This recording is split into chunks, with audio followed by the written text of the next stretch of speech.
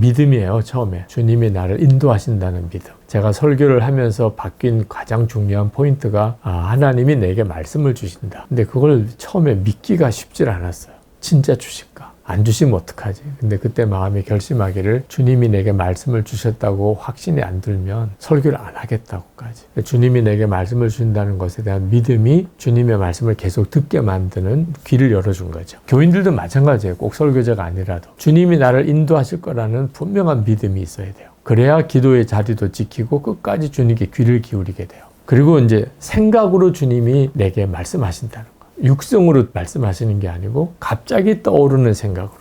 요한복음 14장 26절에 그렇게 말씀하셨어요. 성령께서 내가 너에게 가르친 모든 것을 생각나게 해줄 거다. 그러니까 이 생각으로 말씀하신다는 걸 알고 나면 주님의 음성을 듣는 귀가 엄청나게 열려요. 근데 이제 문제는 생각이 주님으로부터 오는 생각만 있는 게 아니라는 점이에요. 마귀가 심어주는 생각은 더 유혹적이고 강하고 더 충격적이에요. 그러니까 많은 사람들이 마귀가 주는 생각에 휘둘리죠. 다른 유다만 아니고. 그래서 성경이 굉장히 중요해요. 성경으로 분별하는 원칙이에요. 그러니까 믿어야 되고 생각으로 말씀하시고 그리고 분별은 성경으로 해야 돼요. 주님이 주신 생각과 성경은 다를 바가 없어요. 근데 이제 성경도 어떤 성경을 분별해야 될지가 잘 훈련이 안 된 분들은 이제 영적 지도자가 필요한 거죠. 그 성경을 제대로 훈련받은 영적 지도자가 그래서 교회에 있는 거예요. 그래서 이제 내게 일어나는 어떤 생각이 정말 주님으로부터 온 건지 하는 것을 분별받도록 하는 일이 필요해요. 내가 들었으니까 나는 무조건 하나님이 말씀하셨다고 확신해 이렇게 가면 굉장히 위험에 빠지게 됩니다. 그래서 영적 지도자의 지도를 정말 받아야 되고 그래서 공동체가 있는 거예요. 하나님이 우리에게 주신 축복 중에 성령의 교통함이라는 축복이 있는데 다시 말하면 성령의 사람이라면 우리가 다 성령의 사람이죠. 그러면 어떤 문제에 대해서 같이 마음을 열고 그 문제를 이야기하다 보면 정말 놀라웠게 주님이 한 마음으로 이끄세요. 이게 주님의 뜻이겠구나. 내가 원하는 것과 주님의 뜻은 다를 때가 많습니다. 나는 하고 싶은데 주님이 막을 때가 있고 정말 하기 싫은 것은 주님이 하라고 할 때가 있어요. 이런 경우는 성령의 공동체에서 분별받을 경우가 정확해요. 제가 이제 교회 담임 목사로서 목회를 그동안 해오면서 때때로 제가 하고 싶은 대로 못하게 되는 일이 많았어요. 그게 이제 교회 안에 목사님들과 장로님들과 같이 교회를 의논하다 보면 근데 그때 공동체를 통하여 분별받아야 된다고 하는 원칙이 분명해야 나중에 건강하게 하나님이 우리의 생각을 이끄실 수 있어요. 죽어라고 표현을 한 것이 조금 자극적이고 좀 극단적인 표현이죠. 근데 많은 분들이 솔직히 영의 눈이 이렇게 열린 상태에서 사는 게 아닙니다. 그렇기 때문에 예수님이 나를 이끄시는지 마귀가 나를 삼키려고 하는지를 전혀 분별을 못해요. 마귀가 나를 삼키려고 하는 게 더 달콤해 보이고 더 마음에 들고 더 재미있고 내가 원하는 것에 더 맞추는 것처럼 느껴져요. 그러니까 죽어라고 하는 표현은 내가 싫어도 가고 또 내 마음에 이렇게 잘 믿어지지 않아도 순종해야 되고 또 오래 기다려야 될 때도 있고 이런 어떤 도무지 극복이 안 되는 것 같은 어떤 어려움들이 우리에게 굉장히 많다는 겁니다. 주님의 인도를 따를 때. 그러니까 그런 자세가 아니면 주님의 인도를 받는 걸 금방 놓칩니다. 안 된다, 어렵다, 힘들다 이런 말이 툭툭 튀어나와요. 그러니까 그런 것을 빨리 극복해야 된다. 우리가 예수님을 믿고 따라갈 때면 양들이 죽어라고 목자만 쫓아가요. 그래야 살아요. 양이 태권도 배웠다고 마귀를 이길 수 있겠어요? 태권도 배운 양이 이리와 싸울 수 없고, 그죠? 큐티하는 양이 이리와 싸울 수 있겠어요? 비유적인 이야기지만 말도 안 되는 거죠. 양은 목자 옆에 붙어 있어야 이리와 늑대가 건드리지 못하는 거. 근데 이게 우리의 삶의 그대로예요. 그런데도 그런 자세가 없다고 보니까 어쩔 수 없어요. 여건 때문에 먹고 살자니 자꾸 이런 표현을 쓰게 됩니다. 그리고는 예수님이 선한 목자인 삶을 실제로 사라지지 않는 거죠. 양이 아니니까 주님의 역사도 없는 거예요. 그래서 죽어라고 하는 표현을 쓴 겁니다. 도무지 안 되겠어, 못하겠어 라고 하더라도 나는 주님 따라가야 산다. 그럼 주님은 뭐라고 하시는지 귀 기울이고 그리고 주님께 순종의 삶을 살도록 그렇게 꼭 권해드리고 싶습니다. 지금이 이제 그런 시대인데요. 아마 앞으로 어려운 일이 더 많을 거예요. 우리가 그동안 겪었던 어려움 중에 우리나라는 사실 나라 뺏기기도 하고 전쟁도 겪기도 했는데 지금 우리가 사는 우리들은 거의 그 경험이 없죠. 아주 고령이신 분 외에는. 그러다 보니까 우리는 아주 혹독한 어떤 어려움에 대한 어떤 경험이 잘 없습니다. 그러니까 이제 두려움이 많아요. 조금만 어려워도 확 두렵죠. 근데 정말 조심할 것은 환경이 어려운 거하고 두려움하고를 잘 분별해야 돼요. 이 두려움이 사실은 이 여건의 어려움보다 더 심각한 문제입니다. 두려움이라는 것은 믿음을 잃어버렸다는 뜻이에요. 주님이 우리에게 약속하신 가장 놀라운 약속이 우리와 함께 계시겠다는 거였거든요. 그러니까 우리와 함께 계시는 예수님은 어떤 어려움보다 크세요. 그러니까 주님을 바라보면 두려움에 사로잡히지 않게 됩니다. 그런데 주님을 정말 바라보지 못하면 금방 두려움에 사로잡혀요. 그러니까 그보다도 훨씬 어려움을 겪었던 분들, 옛날에 전쟁을 치렀거나 이런 분들은 요즘에 이렇게 어려운 일들은 별로 어렵다고 느껴지지도 않아요.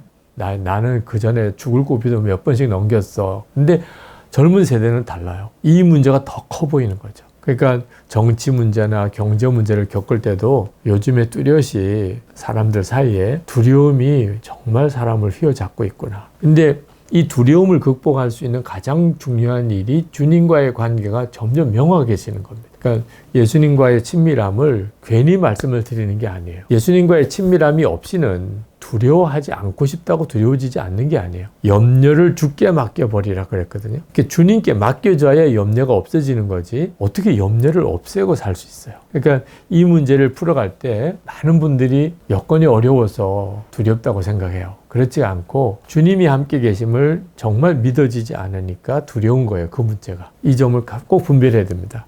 다윗은 골리앗을 만났기 때문에 사실은 복을 받았어요. 온 이스라엘에 알려졌습니다. 그런데 이스라엘 백성들이 출애굽하고 난 다음에 가나안 땅 들어가기 전에 정탐꾼을 보내고 두려움에 확 사로잡힙니다. 그 땅은 괜찮은데 거인이래.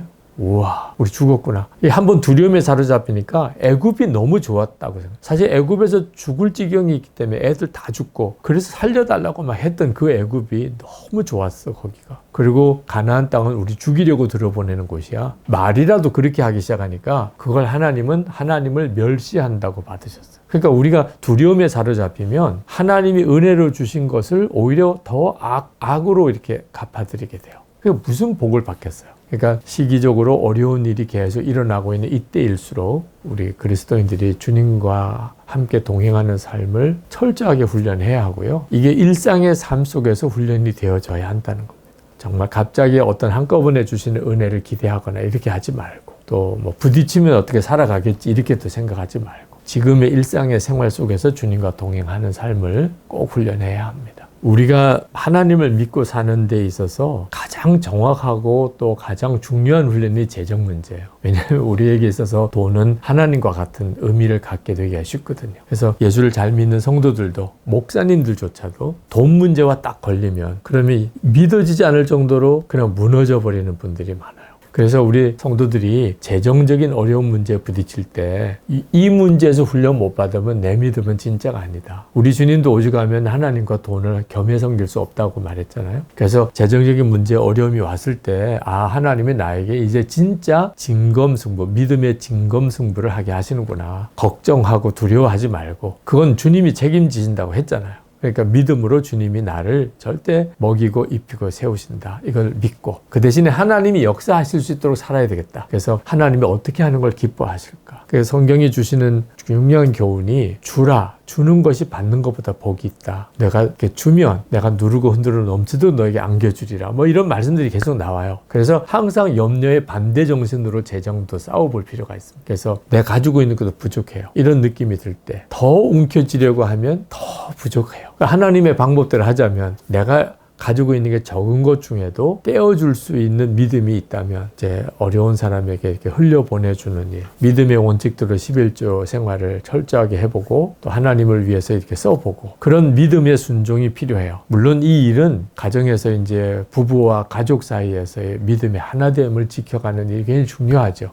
내 믿음은 뜨거운데 가족들의 믿음이 못 따라오는 이런 경우도 있으니까 기도하면서 정말 재정에 대해서 하나님이 인도하신 대로 가려고 하는 마음을 같이 나누고 또 필요한 일이 있으면 그 점에 대해서 가족들에게 내가 이런 믿음에 도전을 하고 있다는 것도 같이 나누고 기도 부탁도 하고 그래서 하나님이 먹이고 살리시는구나 이걸 체험으로 와야 그 다음에 더 큰 재정의 믿음의 싸움도 싸울 수 있어요. 그러니까 선한목자교회가 말할 수 없는 경제적인 어려움, 그러니까 건축비 부채로 인해서 교회가 완전히 무너질 지경에 그게 20년 전이에요. 그때부터 지금까지 사실 엄청난 재정의 믿음의 순종의 싸움을 싸워온 거죠. 그리고 한국은 지금 이런 선한 목자교회가 된 거죠. 개인도 마찬가지입니다. 하여튼 재정적인 어려움이 이제 진짜 믿음의 진검승부를 하는 거예요. 내가 교회를 다니면서 믿음이 있다고 했는데 진짜 믿음이 있는 건지는 돈 문제에 대해서 하나님께 순종할 수 있을 때다. 그 점도 역시 마찬가지로 정말 하나님이 믿어지는 역사가 일어나야 재정도 순종이 되는데 내가 할 수 있는 범위 내에서 재정의 순종을 시작해 봐야 합니다. 그러니까 믿음이 아주 작아도요, 믿음이 있으면 믿음으로 돈을 흘려보내게 되죠. 헌금도 처음부터 뭐 10에 9조를 하거나 이럴 수는 없죠. 네, 정말 믿음으로 순종을 해보기 시작하면 믿음이 아주 작아도 믿음은 믿음이에요. 그러니까 겨자씨만한 믿음이 있어도 하나님이 그걸 믿음으로 보시니까 사과 열매가 처음에 아주 작게 맺혀도 사과다 그러지 그 사과 열매 조그맣게 맺힌 거 보고 뭐 복숭아다 포도다 이런 사람 없잖아요. 사과지 그죠. 작으니까 아직은 그렇지만 근데 그 믿음이 귀하게 생각되어서 점점점 믿음으로 살아봐야 나중에 이제 재정 문제에 대해서 하나님이 엄청나게 그를 쓰실 수 있는 사람이 됩니다. 돈이 많다고 재정적으로 하나님 앞에 쓰는 사람이 되는 건 아니에요. 돈은 많은데 굉장히 믿음은 적은 사람이 있어요. 그 사람은 계속 움켜쥐려고만 하지. 그리고 나중에 하나님 앞에 가면 엄청 후회하고 부끄러울 것 같아요. 코로나로 인해서 참 어려웠어요.